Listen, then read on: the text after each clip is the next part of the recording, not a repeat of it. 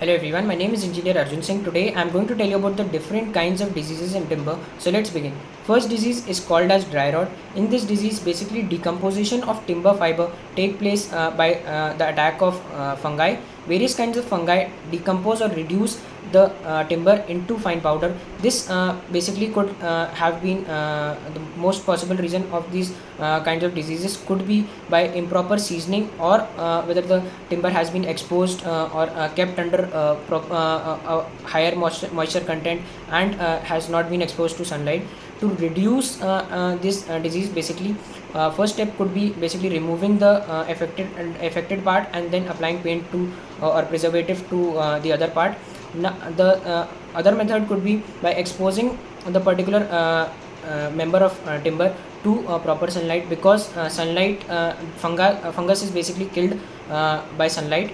So this could be the method. Now the second disease is called as wet rot. This happens due to alternate or repetitive wet and dry conditions in a particular timber member.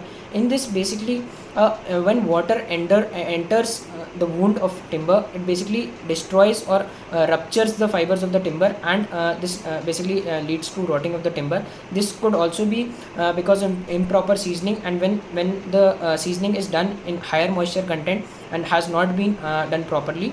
So that this could be the major reason. Now these two diseases basically can be treated by different kinds of methods. First one is basically surface treatment of timber. Second one is the soaking of particular member of timber in preservative. Third one is hot and cold process. Now let's discuss the first one. In this, basically we apply a particular kind of preservative to the timber, which basically kills or stops the disease from growing. Now we have to apply at least 2 coats of this particular preservative. After drying of 1 coat, then we have to apply the second coat. In the second method, which is the soaking one, we basically submerge the timber into a particular kind of preservative, so that the disease is basically killed.